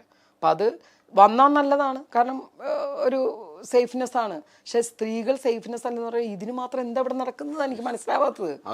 എന്താണ് ഇവിടെ നടക്കുന്നത്? അതിന് മാത്രം സേഫ്നെസ് അല്ലാതെ ഏതോ സമയത്ത് നേരത്തെ പറഞ്ഞ എവിടെയൊക്കെ പോകുന്നു, അതിനുശേഷം പിന്നെ മീറ്റുമായിട്ട് അത് ആരുണ്ടാക്കണു? അതിപ്പോ ഈ കംപ്ലൈന്റ് കമ്മിറ്റി ഒന്ന് മാറുമോ? എനിക്ക് തോന്നുന്നില്ല മാറുമെന്ന്. ഈ ഉണ്ടായിരുന്ന എല്ലാ പ്രശ്നങ്ങളും ഒന്ന് പുറകിലേക്ക് എടുത്ത് നോക്ക്. ശരി, ഒരു വണ്ടിയിൽ തട്ടിക്കൊണ്ടുപോയി, അങ്ങനെ കൊണ്ടുപോയി രണ്ടുപേരെ ബലമായിട്ട് കൊണ്ടിട്ടാണ് അവർ കൊടുക്കണമെന്നുണ്ടെങ്കിൽ ശരിയാ, നമുക്ക് പറയാം, വാദിക്കാം, അവരുടെ കൂടെ നിൽക്കാം. ഇത് സ്വന്തം ഇഷ്ടം. ഇപ്പോൾ ഉദാഹരണം ഒരാൾ നടന്നു അയാളുടെ പുറകെ പോയി ഹോട്ടൽ റൂമിലും പോയി അവിടെ ഇവിടെയൊക്കെ പോയി അമ്മയോ അച്ഛനോ ആരും അന്വേഷിക്കാതെ ധിക്കരിച്ച് ലിവിങ് ടുഗദറാന്ന് പറഞ്ഞിട്ട് നടക്കുന്നു. അവരുടെ തോന്നിവാസം കാണിച്ചു വെച്ച് നാളെ ഇത് എന്നെ എങ്ങനെ ചെയ്തു എന്ന് പറഞ്ഞ ഒരാണിനെ ഇതാക്കണതിൻ്റെ എന്താ അർത്ഥമുള്ളത്? തിരിച്ച് ആണുങ്ങൾക്ക് പറഞ്ഞൂടെ? നിങ്ങളെന്താ പറയാത്തത്? നിങ്ങളെ ഞാൻ സപ്പോർട്ട് ചെയ്യും. നിങ്ങളെ അവർ ബുദ്ധിമുട്ട്. നിങ്ങൾക്ക് ഭാര്യയും അതിലേക്ക് ഭാര്യയും മക്കളൊക്കെ ഉണ്ട്, അറിയാതെ ഇങ്ങനെ സംഭവിച്ചു പോയി. ആ ഭാര്യ ഒരു പെണ്ണല്ലേ? ആ മോള് പെൺകുട്ടിയാണ്. ആ പെൺകുട്ടി വളർന്നു വരില്ലേ? അച്ഛനിങ്ങനെ ചെയ്തു എന്ന് വരില്ലേ? അപ്പോൾ ആണുങ്ങൾക്ക് വിഷമമൊന്നും ഇല്ലേ? ഇല്ലേ? സംഭവിച്ചു പോയി. നിങ്ങൾ എത്ര പേര് വിളിച്ചു പറഞ്ഞിട്ടുണ്ട്? ഇവിടെയൊക്കെ നിയമങ്ങളാണ് പ്രശ്നം. പെണ്ണുങ്ങൾക്ക് മാത്രം. അപ്പൊ ആണുങ്ങൾക്ക് എന്താ? ആണിന്റെ ഭാര്യ അമ്മയും പെണ്ണല്ലേ? അല്ലേ? അവർക്ക് വിഷമമില്ലേ? ചോദ്യമാണ്. അതെന്താ തിരിച്ചറിയണം. നമ്മളിപ്പോൾ ഞാനൊരു ആരോപണം, ഇപ്പോൾ ഞാൻ നേരത്തെ പറഞ്ഞു, നമ്മളൊരു ആരോപണം ഉന്നയിക്കുമ്പോൾ നിങ്ങൾക്ക് ഭാര്യയുണ്ട്, നിങ്ങൾക്ക് തിരിച്ചു ചോദിച്ചൂടെ? ചോദിക്കാം. ഒരാൾ പെണ്ണിന് അത് ഇനി പണ്ടാ. ഇപ്പൊ ഒന്നും സ്ത്രീയുടെ കൂടെ ഒന്നും സമൂഹം നിൽക്കൊന്നുമില്ല. സമൂഹം നിങ്ങളെടുത്ത് നോക്ക്, അഭിപ്രായങ്ങളെടുത്ത് നോക്ക്. പോയിട്ടല്ലേ എന്ന് ചോദിക്കണത്. എന്തുകൊണ്ട് അമ്മയും കൊണ്ട് പോയില്ല? ഇപ്പം ഞാൻ ഒറ്റയ്ക്ക് ഒരു സ്ഥലത്ത് പോകുമ്പോൾ എനിക്ക് പോകാൻ പറ്റാത്ത സ്ഥലമാണ്, ഞാൻ എൻ്റെ അമ്മയെ കൂട്ടും വയ്യെങ്കിലും അമ്മ ഒന്ന് വാമേ നമുക്ക് പോകാമെന്ന് പറയും. ചെയ്തൂടെ? ഇത് അമ്മയില്ല ആരുമില്ല, തോന്നിയ പോലെ ഇഷ്ടം പോലെ ആ സിംഗപ്പൂർ, അമേരിക്ക, ഗൾഫ് അവിടെയൊക്കെ കറങ്ങിയടിച്ച് വന്നേച്ച് എല്ലാം മേടിച്ച് ഞാൻ സ്ത്രീകളെ കുറ്റം പറയല്ല. ഇനി തിരിച്ചും ഞാൻ പറയാം, ആണുങ്ങളും പെണ്ണുങ്ങളുടെ അടുത്ത് മേടിക്കുന്നുണ്ടാവും. സ്ത്രീകളെ കൊണ്ടുപോയി അതൊക്കെ മേടിച്ചത് അവരെ പൈസയും മേടിച്ചെടുത്ത് ഇതൊക്കെ കഴിഞ്ഞ് ഇതെല്ലാം കഴിഞ്ഞ് നിങ്ങൾക്കും കംപ്ലൈൻറ്റ് ചെയ്തൂടെ? അത് നിങ്ങളങ്ങനെ പറഞ്ഞ് എന്ത് ചെയ്യും? ഞാൻ പറഞ്ഞത് വേറൊന്നുമല്ല, ഫാമിലി ആൾക്കാർ ഉള്ളപ്പോൾ ഇങ്ങനെയുള്ള പ്രശ്നങ്ങൾ വരുമ്പോൾ അവർക്കും ഒരമ്മ സ്ത്രീ, അവരുടെ ഭാര്യ സ്ത്രീ, അവരെന്ത് തെറ്റ് ചെയ്തു? അവരനുഭവിക്കില്ലേ? മറന്നവനെ കുട്ടി അനുഭവിക്കില്ലേ? എൻ്റെ ചോദ്യം ഇതൊക്കെയാണ്, ഞാൻ ചോദിച്ചിട്ടുമുണ്ട്. ഈ ലഹരി ഉപയോഗം കൂടുതലായിട്ട് വരുന്നു എന്ന് പറയുന്നു, വലിയ ചർച്ചയൊക്കെ നടന്നായിരുന്നു അല്ലേ? ചില ആളുകളെ മാറ്റി നിർത്തി, താരസംഘടന ഇടപെടലുണ്ടായി, നിർമ്മാതാക്കളുടെ ഇടപെടലുണ്ടായി. അത്തരം ഒരു ലഹരി ഉപയോഗം വർദ്ധിക്കുന്നതായിട്ട് തോന്നുന്നുണ്ട്. ഇപ്പം എന്താ അറിയോ അങ്ങനെ വർദ്ധിക്കാൻ മെയിൻ കാര്യം? എൻ്റെ ഒരു കാഴ്ചപ്പാടാണ്, എനിക്ക് മറ്റുള്ളവരുടെ കാഴ്ചപ്പാടൊന്നും അറിയില്ല. വെള്ളം അടിച്ച പോലീസ് പിടിക്കും, ഊതിച്ച പോലീസ് പിടിക്കും, പ്രശ്നങ്ങളായി. ഇതാകുമ്പോൾ വലിയ പോലീസ് അറിവും കാര്യങ്ങളൊന്നുമില്ല. പക്ഷേ ഇപ്പം മിഷ്യൻ വന്നു തുടങ്ങിയെന്ന് കേട്ടു. ഞാൻ ഈ പറയണ വെള്ളടിയൊന്നും ഇല്ലാത്ത ആളാണ്. ഇപ്പം ഇതിന് മിഷ്യൻ വന്നു തുടങ്ങി. അതും കൂടെ കണ്ടുപിടിച്ചാൽ ഇതും ഏകദേശം കുറച്ച് സ്റ്റോപ്പാവും. കാരണം ഈ മദ്യം കഴിക്കുന്ന ആൾക്കാരാണ് കൂടുതലുമായിട്ട് നമ്മൾ മുമ്പ് കണ്ടുകൊണ്ടിരുന്നത് അല്ലേ? ഈ മറ്റുള്ള അനന്തർ വരുന്നതിന് മുമ്പ് എന്തെങ്കിലും ഒരു ഇത് കഴിഞ്ഞ് കഴിഞ്ഞാൽ 2 എണ്ണം അടിക്കുക, തെറ്റൊന്നുമില്ല, കഴിക്കുന്നുണ്ട്. ഞാൻ കഴിക്കുന്നവർക്ക് ഞാൻ ഒരിക്കലും എതിരൊന്നും പറയാറില്ല. കാരണം ഞാനിപ്പോൾ കഴിക്കുന്ന ഒരാളെ, ഇപ്പം എൻ്റെ വീട്ടിലാണെങ്കിൽ എൻ്റെ ഭർത്താവിനെ നിയന്ത്രിക്കുകയാണ് കഴിക്കരുതെന്ന് പറഞ്ഞാൽ അദ്ദേഹം ചിലപ്പോൾ പുറത്തു പോയി കഴിക്കും. അപ്പോൾ കഴിക്കുന്നതിന് തെറ്റല്ല, പക്ഷേ കഴിച്ച് നമ്മൾ മറ്റുള്ളവർക്ക് ബുദ്ധിമുട്ടുണ്ടാക്കുന്നതാണ് ഏറ്റവും വലിയ തെറ്റ്. ഇപ്പം ലഹരി ഉപയോഗിക്കുന്നത് വെച്ചാൽ ഒരു രക്ഷയില്ല ഇപ്പോഴത്തെ കുട്ടികൾ. പണ്ടത്തെ ഞങ്ങളൊക്കെ വളർന്നു വന്ന കാലമല്ല ഇപ്പോൾ.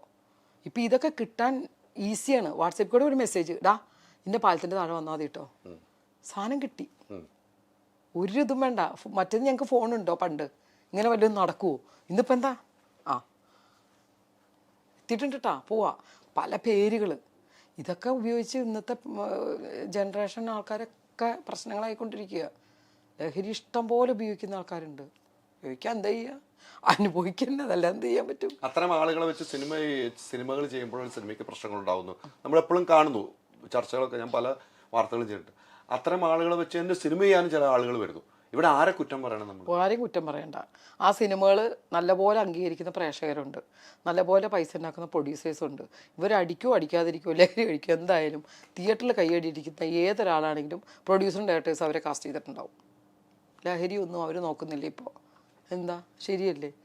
ഓഡിയൻസ് അവർക്കും ഉണ്ട്, നന്നായിട്ട് അഭിനയിക്കുന്ന ആൾക്കാരായിരിക്കും, അവരെ ജനം കൈയടിച്ച് സ്വീകരിക്കും. ഇത്തരം പ്രശ്നങ്ങൾ ഉണ്ടാക്കിയാലും അവരുടെ ഓഡിയൻസ് ഇഷ്ടപ്പെടുന്നു. പൈസ ഉണ്ടാക്കി കൊടുക്കുന്ന പ്രൊഡ്യൂസ്. ഞാൻ ചോദിക്കട്ടെ, ഇപ്പോൾ ഒരു പടം ലഹരിയൊക്കെ ഉണ്ടാക്കിയ ഒരു പടം അഭിനയിച്ച് ആ പടം അങ്ങോട്ട് പൊളിഞ്ഞു, ആ പ്രൊഡ്യൂസറും ഡയറക്ടർ വീണ്ടും അവനെ വെച്ച് പടം എടുക്കില്ലല്ലോ. അവൻ ലഹരി ഉപയോഗിച്ചോ എന്തോ ഉപയോഗിച്ചോ എന്താണെങ്കിലും ആ പടത്തിന് ഓഡിയൻസും നല്ല കാശും ഒന്ന് കിട്ടിയ ആ പ്രൊഡ്യൂസറാണല്ലോ ഏറ്റവും കൂടുതൽ ബുദ്ധിമുട്ടണത്. ഒരു പ്രൊഡ്യൂസർ എന്ന് പറഞ്ഞാൽ സത്യം പറഞ്ഞാൽ എനിക്ക് ഏറ്റവും സാധാരണ പ്രൊഡ്യൂസറോടാണ്. പ്രൊഡ്യൂസർ പടം വന്ന് ഇറങ്ങുന്നവരെ ആ പ്രൊഡ്യൂസർ ഭയങ്കര കാര്യം, അയ്യോ സാർ പ്രൊഡ്യൂസർ വന്നിട്ടോ. ഇദ്ദേഹം വന്ന് അത് ആ കളത്തിൽ കയറിക്കഴിഞ്ഞാൽ പിന്നെ പ്രൊഡ്യൂസർ വെറുതെ പൈസ ഇറക്കുന്നൊരു യന്ത്രമാണ്. ആ യന്ത്രത്തിന് ആ പാവം ആദ്യം വരുന്ന പ്രൊഡ്യൂസർ, പഠിച്ചു വരുന്ന പ്രൊഡ്യൂസർ അല്ലാട്ടോ ഞാൻ പറയുന്നത്, പുതിയ പ്രൊഡ്യൂസർ, ആ പൈസ അദ്ദേഹത്തിന് കിട്ടിയാൽ അദ്ദേഹത്തിന് എത്ര ബുദ്ധിമുട്ടുണ്ടെന്ന് അറിയാം. ഒരു പടം പോയി കഴിഞ്ഞാൽ ചിന്തിക്കൂല. അപ്പോൾ ഈ ലഹരിയല്ല എന്താണേലും പ്രേക്ഷകരിഷ്ടപ്പെട്ട എന്തൊക്കെ കാണിച്ച ആളാണെങ്കിലും അവർ പടം സക്സസ് ആയിട്ട് വരികയാണെങ്കിൽ അവർ വീണ്ടും മുന്നിൽ തന്നെ നിൽക്കും. അങ്ങനെയാണ് നമ്മൾ കണ്ടിരിക്കുന്നത്. എല്ലാം അങ്ങനെ എത്രയോ പടങ്ങൾ എനിക്ക് ഞാൻ പറഞ്ഞില്ലേ, എനിക്ക് ഇവരൊക്കെ കഴിക്കുമോ ഇതൊന്നും എൻ്റെ വിഷയമല്ല. ഇഷ്ടപ്പെട്ട ആരും ലഹരിക്ക് അടിമയാണില്ല, എന്താണേലും സ്ക്രീനിലെ പെർഫോമൻസ് പ്രേക്ഷകർക്ക് ഇഷ്ടപ്പെട്ടോ അവരവരെ കയ്യിലെടുത്തിട്ടുണ്ടാവും. ഒരു തെറ്റും. ഈ ഇലക്ഷന് നിന്നത് ഒരു അടിയായോ ജീവിതത്തിൽ? എനിക്ക് അടിയായോ എന്ന് ചോദിച്ചാൽ അങ്ങനെ തോന്നിയില്ല. കാരണം ഇലക്ഷന് നിന്നതിൻ്റെ ഒരു ശരിക്കും പറഞ്ഞാൽ ഒരു എക്സ്പീരിയൻസ് എനിക്ക് ഉറപ്പാണ്. ഇത്രയും വലിയ ആൾക്കാർ നിൽക്കുന്ന അരൂര് ഞാൻ ഇത്രയും ലക്ഷം വോട്ടും മേടിച്ച് 1 മാസം കൊണ്ട് ഞാൻ ജയിക്കുമോ? ഒരിക്കലും ഇല്ല. കമർ നിന്നു, കാരണം എനിക്ക് ആഗ്രഹം ഉണ്ടായിരുന്നു, അത് നിന്നു. അതിനെ ചുറ്റിപ്പറ്റി കുറച്ച് പ്രശ്നങ്ങൾ വന്നതുകൊണ്ടാണ് എനിക്ക് പ്രോബ്ലം വന്നത്. അല്ലെങ്കിൽ ഈസിയായിട്ട് ആ ഇലക്ഷൻ നിന്ന് ഞാൻ ആ വഴിക്ക് പോയേനെ. പക്ഷെ അതിനോടനുബന്ധിച്ച് കുറേ ഞാൻ പോലും അറിയാത്ത കുറേ സംഭവങ്ങൾ കണക്റ്റഡായി. അത് ഞങ്ങളുടെ ഈ വരുന്ന പാർട്ടിയുടെ ഒരാളും കൂടെ ആയിപ്പോയി. അപ്പം ഞങ്ങളൊക്കെ ചോദ്യം ചെയ്യേണ്ടി വന്നു. അതിനകത്ത് ഞാനും ആ 10 പേരും ഒരാൾ ഞാനാ. എന്നെ ചോദ്യം ചെയ്താണ് ഏറ്റവും കൂടുതൽ ഹൈലൈറ്റ് ചെയ്തത്. അതാണ് ഞാൻ നേരത്തെ പറഞ്ഞത്, എന്തെങ്കിലും ഒരു തെറ്റ് വന്നാൽ അത് ഹൈലൈറ്റ് ആവുള്ളൂ. ഞാൻ അതിൽ ജയിച്ചതിന് ഇത്രയും വലിയ പ്രാധാന്യം കൊടുക്കുമോ ഒരിക്കലുമില്ല. എനിക്ക് വലിയ അടിയായിട്ടൊന്നും തോന്നിയില്ല. പിന്നെ വിഷമം വേണ്ടായിരുന്നു എന്ന് പിന്നെ ചിന്തിച്ചപ്പോൾ തോന്നി, ഇത്തരം പ്രശ്നങ്ങളൊക്കെ വരുമെന്ന് വിചാരിച്ചിട്ടല്ലോ. അല്ല, അങ്ങനെ വീണ്ടും ആ ഒരു പരാതിയിലേക്കൊക്കെ പോകുന്നു. അദ്ദേഹവുമായിട്ട് ബന്ധപ്പെട്ട് ചോദ്യം ചെയ്യലുണ്ടാവുന്നു, അദ്ദേഹത്തിന് ചോദ്യം ചെയ്യലുണ്ടാവും. പിന്നീട് അതിനെക്കുറിച്ച് എവിടെയാണ് എന്താണ് സംഭവിച്ചതെന്ന് പഠിച്ചോ? ഏത് ഈ ചോദ്യം ചെയ്യൽ കണക്റ്റഡ് ആയപ്പോഴോ? അത് ഏതൊരു, ഞാൻ പറയട്ടെ, ഇപ്പോൾ ഒരു കേസിൻ്റെ പ്രശ്നങ്ങൾ വരുമ്പോൾ അതിനോടനുബന്ധിച്ച് നിന്നിരുന്ന എല്ലാവരെയും അവർ ചോദ്യം ചെയ്യുക. അത് അവരുടെ ഡ്യൂട്ടിയാണ്. അത് പ്രിയങ്ക എന്ന് പറഞ്ഞ ഒരാൾ അറിയുന്നതുകൊണ്ട് മാത്രമാണ് അത് വലിയൊരു പബ്ലിസിറ്റി ആയത്. ഞാനതൊന്നും അല്ലായിരുന്നെങ്കിൽ അറിയില്ലായിരുന്നു. ചോദ്യം ചെയ്ത് ഞാൻ ചെന്നപ്പോഴത്തേനും പത്രക്കാർ വരുന്നു, എടുത്തിടുന്നു, പ്രിയങ്ക അതെ അറസ്റ്റിൽ എന്ന് വരെ പറഞ്ഞു കഴിഞ്ഞു. അതെന്തുകൊണ്ടാണ്? അവരുടെ ഇത് റീച്ച് ആവണം. അത് പ്രിയങ്ക അറസ്റ്റ് ചെയ്യുമോ, തല്ലി കൊല്ലുമോ, പ്രിയങ്ക തൂങ്ങി മരിച്ചു. എത്ര പേര് എന്നെ വിളിച്ചു ചോദിച്ചു, വേറെ ഏതോ പ്രിയങ്കയോ? എൻ്റെ അടുത്ത് ചേച്ചി ഫോണെടു, പ്രിയങ്ക ചേച്ചി ഉണ്ടോ? ഞാനാണല്ലോ. ശരി. പിന്നെയാണ് ഞാൻ കാണുന്നത് ഫേസ്ബുക്കിൽ പ്രിയങ്ക തൂങ്ങി മരിച്ചു. അപ്പോൾ അതാണ് ഹൈലൈറ്റ് ചെയ്യണത്. ഒന്നും ഉണ്ടാവില്ല, ഫ്രണ്ടിൽ കാണും പ്രിയങ്ക തൂങ്ങി മരിച്ചു. എടുത്തു നോക്കുമ്പോൾ ഏതോ തമിഴ്നാട്ടിലെ തെലുങ്കാനയിലോ കിടന്ന ഏതോ ഒരു പ്രിയങ്കയാണ് തൂങ്ങി മരിച്ചിരിക്കുന്നത്. അപ്പോൾ കണക്റ്റായിട്ട് വന്നുകൊണ്ടിരിക്കും. അതൊന്നും കേട്ട് അതിൻ്റെ കമൻ്റൊക്കെ വെച്ച് സങ്കടപ്പെടാനൊന്നും ഞാനില്ല. വന്നത് വന്നു. ഇനി നമ്മൾ നോക്കുമ്പോൾ നമ്മൾ ശ്രദ്ധിക്കുക. കാരണം ഒരുപാട് പ്രശ്നങ്ങൾ വന്ന് പെട്ടിട്ടുണ്ട്, ഇല്ലെന്നൊന്നും ഞാൻ പറയുന്നില്ല. ഈ പ്രശ്നങ്ങൾ ഞാൻ അറിയാതെ വന്ന് സംഭവിച്ചു പോയ കാര്യങ്ങളാണ്. അതെല്ലാം ഞാൻ കുറച്ചുകൂടി സോൾവ് ചെയ്ത് ഞാനിപ്പോൾ വർക്കും കാര്യങ്ങളൊക്കെ ആയിട്ട് ഇപ്പോൾ മെൻ്റലി നല്ല ഇതിൽ നിൽക്കുകയാണ്. ഇപ്പോഴും ആ കേസൊക്കെ പഴയ കാര്യങ്ങൾ ഇതൊക്കെ എല്ലാം അതറിയാമല്ലോ. അതിൻ്റെ ഒന്നും ഇനിയില്ല. ഇനി അത് അവിടെ കഴിഞ്ഞു പോയ സംഭവം. ഞാൻ പറഞ്ഞ എന്തെങ്കിലുമൊക്കെ കാര്യങ്ങൾ ഉണ്ടെങ്കിൽ തന്നെ അതെൻ്റെ അറിവില്ലായ്മ കൊണ്ട് വന്നതാണ്. അത് ഞാൻ മാറ്റി നമ്മൾ സ്വയം അനലൈസ് ചെയ്തെടുത്താണ്. ചെയ്യേണ്ടായിരുന്നു അങ്ങനെയൊന്നും വലിയ പ്രശ്നങ്ങളല്ല, കൊച്ചു പ്രശ്നങ്ങളാണെങ്കിലും അത് നമ്മൾ സോൾവ് ചെയ്യും. അത് കണ്ട് ആരും ഇനിയിപ്പം എന്നെ അങ്ങനെയല്ലേ പറയൂ, അവരെല്ലാത്തിനും പ്രശ്നം, അങ്ങനെ ഒരു ടോക്ക് വന്നിട്ടുണ്ട്. അതെനിക്ക് വിഷമമുണ്ട്. പക്ഷേ ഒരു കാര്യം വീണ്ടും ഞാൻ പറയാം, ഞാൻ എവിടെ ഇതൊക്കെ പ്രശ്നങ്ങൾ എന്തൊക്കെ ഉണ്ടായിട്ടുണ്ടെങ്കിലും സത്യമായിട്ടും ജനങ്ങൾക്ക് എന്നെ ഇഷ്ടമുണ്ട്. ഞാൻ ഏത് പ്രോഗ്രാമിന് പോയാലും ഒരു പ്രോഗ്രാമിന് പോയാലും അവർ തരുന്ന ആ ഒരു സ്നേഹം, അത് മാത്രമേ എൻ്റെ മനസ്സിലുള്ളൂ. അത് ഇന്നും എനിക്കുണ്ട്. എനിക്കത് മതി. വേറെന്താ? എനിക്ക് ഞാൻ പറഞ്ഞില്ല, ഞാൻ ഭയങ്കരമായിട്ട് വലിയൊരു നടിയാവണമെന്ന് ആഗ്രഹിച്ച് വന്ന ആളല്ല. ഇതെൻ്റെ ലോട്ടറിയാണ്. എനിക്കൊരു കോടി അടിച്ച ലോട്ടറിയാണിത്. ഞാനിതിൽ സന്തോഷിക്കുന്നു. എനിക്കിതിൻ്റെ അപ്പുറം വേണ്ട, കോടി വേണ്ട. എനിക്കിത് മതി. അപ്പോൾ പിന്നെ കിട്ടുന്നതൊക്കെ എൻ്റെ ഭാഗ്യമല്ലേ. ഇനി കിട്ടുന്നതൊക്കെ എൻ്റെ ഭാഗ്യമാണ്. ഇപ്പോഴും ഞാൻ ഉറച്ചാലിയോട് പറയാം, എൻ്റെ സമയം വന്നിട്ടില്ല. ഏതെങ്കിലും ഒരു ക്യാരക്ടർ എനിക്ക് കിട്ടും. അന്ന് നമ്മൾ ഇതുപോലെ ഇരുന്ന് വീണ്ടും സംസാരിക്കേണ്ടി വരും. ഈ മമ്മൂക്കായിൽ നിന്നും കിട്ടിയിരിക്കുന്ന ഒരു ഉപദേശം എന്തായിരിക്കും? മമ്മൂക്കായിൽ നിന്ന് കിട്ടിയത്, അദ്ദേഹം എന്ന് പറഞ്ഞാൽ ഒരു എല്ലാവരും പറയുന്ന പോലെ ഒന്നുമല്ല. നമ്മളും അങ്ങനെയൊക്കെ കുറേ കേട്ടിട്ടില്ല. പക്ഷെ മമ്മൂക്ക എന്ന് പറഞ്ഞാൽ സത്യം പറഞ്ഞു കഴിഞ്ഞാൽ ഒരു പഠിക്കേണ്ട ഒരാളാണ്. അത്ര നല്ലൊരു മനുഷ്യനാണ് മമ്മൂക്ക. എനിക്ക് ഭയങ്കര ബഹുമാനവും. ഞാൻ അഭിനയിച്ച 2-3 പടം അഭിനയിച്ചിട്ടുണ്ട്. മധുരാജയാണെങ്കിലും പ്രമാണിയാണെങ്കിലും ഓർമ്മകളും ഉണ്ടായിരിക്കണം. പണ്ടത്തെ TV ചന്ദ്രനാഥൻ്റെ പടം തൊട്ട് മമ്മൂക്കയുടെ കൂടെ അഭിനയിച്ചിട്ടുണ്ട്. ശരിക്കും അദ്ദേഹത്തെ കണ്ട് അദ്ദേഹത്തിൻ്റെ ജീവിതശൈലി കണ്ട് പഠിക്കണം എന്ന് ആഗ്രഹിക്കുന്ന ഒരാളാണ് ഞാൻ. ശരിക്കും അതേ ഒരു പോസിറ്റീവ് എനർജിയാണ് എല്ലാവർക്കും. എനിക്കങ്ങനെ തോന്നിയിട്ടുള്ളൂ. ലാലേട്ടൻ നമ്മുടെ ഇപ്പോൾ ലാലേട്ടനെ പറയണത് നമ്മുടെ കുടുംബത്തിലൊരംഗം, വേറൊന്നും അതിനകത്ത് പറയാനില്ല. അത്ര മാത്രമേ അങ്ങനെ നമ്മുടെ മനസ്സിൽ തോന്നിയിട്ടുള്ളൂ. രണ്ടുപേരും 2 തട്ടിലാണ്.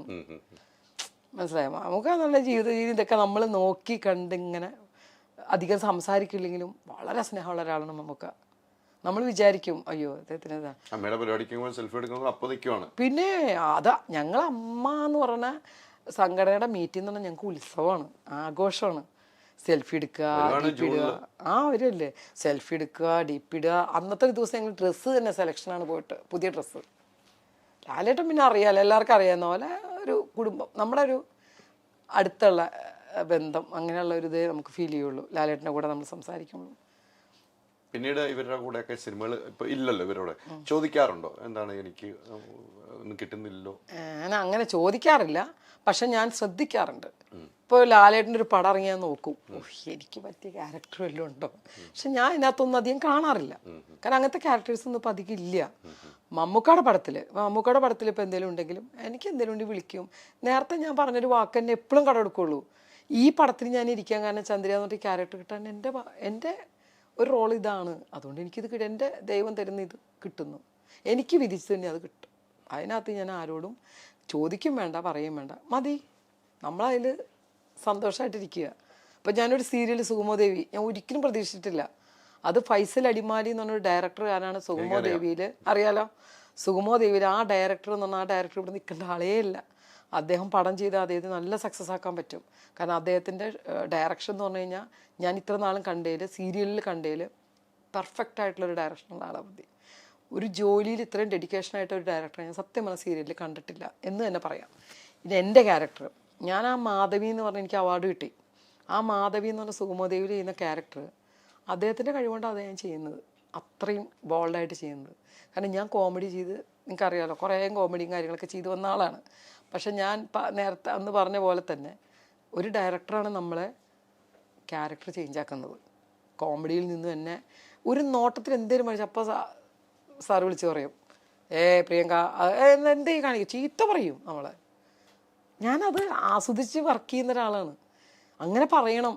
അല്ലാതെ ഞാൻ എന്തെങ്കിലും ചെയ്താൽ അത് ഓക്കെ പാടില്ല, തിരുത്തി നമ്മളെ കൊണ്ടുവരണം, അതല്ല ചെയ്യേണ്ടത്. അത് ചെയ്യുന്ന ഒരു ഡയറക്ടറാണ് ഫൈസൽ അടിമാലി. ഞാൻ സുഗമോദേവി ചെയ്യുമ്പോൾ ആദ്യം വിചാരിച്ചെന്താ അറിയോ, തിരുവനന്തപുരം 3-4 ദിവസം വർക്ക് ഉണ്ടാവും, പോയി ചെയ്ത് കഴിഞ്ഞാൽ അടുത്ത പടം. അപ്പം ഞാൻ പടം എപ്പോഴും ഞാൻ സീരിയൽ വിളിക്കുമ്പോൾ ഞാൻ പറഞ്ഞിട്ട്, പടത്തിന് ഡേറ്റ് വന്നാൽ എനിക്ക് പടത്തിൻ്റെ ഡേറ്റ് തരണം, ഒറ്റ സീരിയലേ ഞാൻ ചെയ്യുള്ളൂ. എന്നെ ഈ സീരിയൽ കഴിഞ്ഞപ്പോൾ ഞാൻ വിളിച്ചു 3, ഞാൻ പറഞ്ഞു സോറി, കാരണം ഇത് തന്നെ 15 ദിവസം കൊടുക്കുന്നുണ്ട്, പിന്നെ ഇവിടെ സമയമില്ലല്ലോ. അപ്പോൾ ആ സീരിയൽ ഞാൻ ചെയ്തത് ഈ 14 വർഷത്തിന് ചെയ്തെങ്കിലും അത് വളരെ നല്ല റേറ്റിങ്ങിൽ ഫ്ലവേഴ്സിൽ അവരുടെ സ്വന്തം പ്രൊഡക്ഷനിൽ നല്ല രീതിയിൽ പോകുന്നുണ്ട്. ഞങ്ങൾ നല്ലൊരു ഇതാണ്, ഐശ്വര്യമുണ്ട്, ഐഷുണ്ട്, അങ്ങനെ ഞങ്ങൾ കുറച്ച് പേരുണ്ട്. ഞങ്ങളെല്ലാവരും കൂടെ ഭയങ്കര കമ്പനിയും ഒരു കുടുംബം തന്നെയാണ്. വിവേക് ഗോപനുണ്ട്, എൻ്റെ മോനായിട്ട് വിവേക് ഗോപനല്ലേ, അതെ, നല്ല ഒരു സുസ്മിത, അങ്ങനെ കുറേ ക്യാരക്ടേഴ്സ് ഉണ്ട്. പക്ഷെ ഇതിനൊക്കെ ഏറ്റവും അടിസ്ഥാനം ഞങ്ങളുടെ തലവൻ തന്നെ ഫൈസൽ അടിമാലി. ഞാൻ ആദ്യമായിട്ടാണ് ഫൈസൽ അടിമാലി സാറിൻ്റെ പടത്തിൽ സീരിയൽ അപ്പോൾ പറഞ്ഞ പോലെ നമ്മുടെ സമയം ഇനിയും കിടക്കുകയാണ് ക്യാരക്ടർ, അത്രേ ഉള്ളൂ. അതിനുവേണ്ടി വെയിറ്റിങ്ങിലാണ്. അതെ, ചെയ്തതൊക്കെ എന്ന് പറഞ്ഞിട്ടുണ്ടെങ്കിലല്ലോ, ഞാൻ ചെയ്തത് വെറുതെ ഒന്ന് തിരിഞ്ഞു നോക്കിയാൽ എനിക്ക് സത്യം പറഞ്ഞ സന്തോഷമേ ഉള്ളൂ. ആ പേര് ഒരു സീനാണെങ്കിലും, പുലിവാൽ കല്യാണം, മാന്നാർ മത്തായിലെ ശകുന്തള, തിളക്കത്തിലെ പഞ്ചവർണം, അങ്ങനെ വരുന്ന കമ്മീഷണർ, FIR ആലീസ്, ഇങ്ങനെ വരുന്ന ക്യാരക്ടേഴ്സ് ഉണ്ടല്ലോ, എല്ലാ ആർട്ടിസ്റ്റുമായിട്ടും അഭിനയിച്ചിട്ടുണ്ട്. ഒരുവിധം ഭാനുപ്രിയ, അരവിന്ദ് സ്വാമിയും ശ്രീദേവി എന്നൊക്കെ പറഞ്ഞാൽ നിങ്ങൾക്ക് ഊഹിച്ച് നോക്കുക, എവിടെ നോക്കും നമ്മൾ, കുറേ അരവിന്ദ് സ്വാമിയെ നോക്കിയിരിക്കും, കുറേ ശ്രീദേവിയെ നോക്കിയിരിക്കും, എല്ലാവരും, ശോഭന, മിക്ക ആർട്ടിസ്റ്റായിട്ടും അഭിനയിക്കാനുള്ള ഭാഗ്യം കിട്ടിയിട്ടുണ്ട്. നല്ല ഡയറക്ടേഴ്സ്, ഒരുവിധം എല്ലാ ഡയറക്ടേഴ്സും, പ്രിയദർശൻ സാറ്, ഭരതേട്ടൻ, ഷാജി കൈലാസ്, ഒക്കെ കമ്മീഷണർ, FIR, അങ്ങനെ ഒരുപാട്, ഭരതചന്ദ്രൻ, അങ്ങനെ ഒത്തിരി പടം ഞാൻ ചെയ്തിട്ടുണ്ട്. അല്ല, അഭിനയിക്കാനുള്ളതൊക്കെ എനിക്ക് കിട്ടിയിട്ടുണ്ട്. പിന്നെ ഞാൻ പറഞ്ഞില്ലേ, ഇതുവരെയുള്ളത് എനിക്ക് സത്യം പറഞ്ഞാൽ വലിയൊരു ലോട്ടറി തന്നെയാണ്, ഇതിനപ്പുറം ചിന്തിക്കുന്നില്ല ഞാൻ. ഇനിയും നമുക്ക് പറ്റിയ കഥാപാത്രങ്ങൾ വരും, അതിനു വേണ്ടിയാണ് വെയിറ്റിംഗ്. നമ്മൾ വരും അല്ലേ, വരാതിരിക്കില്ല. അതെല്ലാവരും എന്നോട് ഒരുപാട് പേര് പറഞ്ഞ ഒറ്റ കാര്യമുള്ളൂ, ഞങ്ങളുടെ പ്രാർത്ഥന കൂടി ഉണ്ടാവും, പ്രിയങ്കയ്ക്ക് ഇതല്ല, നല്ല ക്യാരക്ടർ ഇനിയും വരും, വരട്ടെ. ഞാൻ പറഞ്ഞില്ലേ, പ്രായം എത്ര പോയാലും ഇനി എനിക്ക് ഒത്തിരി വയസ്സായിട്ടായിരിക്കും വരണം, പക്ഷെ ഞാൻ എല്ലാവരും പറയും ഇങ്ങനെ തന്നെ നിൽന്നാൽ മതി, നമ്മൾ അഭിനയിക്കുമെന്നേ. തീർച്ചയായിട്ടും ഇനി ഒത്തിരി നല്ല കഥാപാത്രങ്ങൾ വരട്ടെ. ഈ പറഞ്ഞല്ല, അന്നും നമുക്ക് ഇരുന്ന് അതേക്കുറിച്ച് സംസാരിക്കാൻ ഭാഗ്യം രണ്ടുപേർക്കും ഉണ്ടാകട്ടെ. ഒത്തിരി സന്തോഷം, ഇത്ര വൈകിയ സമയത്തും ഇങ്ങനെ ലൊക്കേഷനിൽ വെച്ചൊരു അഭിമുഖം തന്നെയാണ്. പിന്നെ എനിക്ക് അലിയോടും പറയാനുള്ളത് വേറെ ഒന്നുമല്ല, കുറേ വർഷത്തെ പരിചയം. എന്നെ സത്യം പറഞ്ഞാൽ ഫസ്റ്റ് ലൈവ് പ്രോഗ്രാം ചെയ്യിപ്പിക്കുന്ന അലിയാണ്, ഒരു ഫോണിൻ പ്രോഗ്രാം ചെയ്യിപ്പിക്കുന്ന അലിയാണ്. അതെ, ലോക്കൽ ചാനലിൽ ഞങ്ങൾ അതുപോലെ എൻജോയ് ചെയ്ത് പ്രോഗ്രാം സാരി സ്പോൺസർ ചെയ്യുന്നു, നമ്മൾ പോയി എടുക്കുന്നു, എൻജോയ് ചെയ്തിട്ട് ഫോൺ കോൾസൊക്കെ നമ്മൾ ജാമായി പോയിട്ടുണ്ട്, ഓർമ്മയുണ്ടോ? ആ തൊടുപുഴ ഫോൺ കോൾ ജാമായി. അങ്ങനെയും പ്രോഗ്രാം ചെയ്ത് ഇത്രയും ഒരു നല്ല അവസ്ഥയിൽ മോളുടെ കല്യാണത്തിന് ഞാൻ പോയിരുന്നു. ഇങ്ങനെ ഒരു നല്ലൊരു എന്താ പറയുക ചാനൽ തന്നെ ഹെഡായെന്നാണ് ഞാൻ കേട്ടത്, അല്ലേ? അത്രയും നല്ലൊരു ഉയർന്ന സ്ഥിതിയിലെത്തിയ ദൈവത്തിന് നന്ദി പറയുന്നു. കൂടാതെ എല്ലാവർക്കും ഞങ്ങളുടെ എല്ലാ പ്രോഗ്രാമും കാണാം. ഈ പടം ഒരു പ്രത്യേക പടമാണ്, ജാഫർക്കയും ഇന്ദ്രൻസേട്ടനുമാണ്. ഇതും നിങ്ങൾ കണ്ട് ഞങ്ങളെല്ലാവരും അനുഗ്രഹിക്കുക. തീർച്ചയായും സന്തോഷം. ഓക്സിജനിൽ വമ്പിച്ച വിലക്കുറവുമായി കേരളം കൂളാകും AC discount sale. Oxygen, the cooling expert.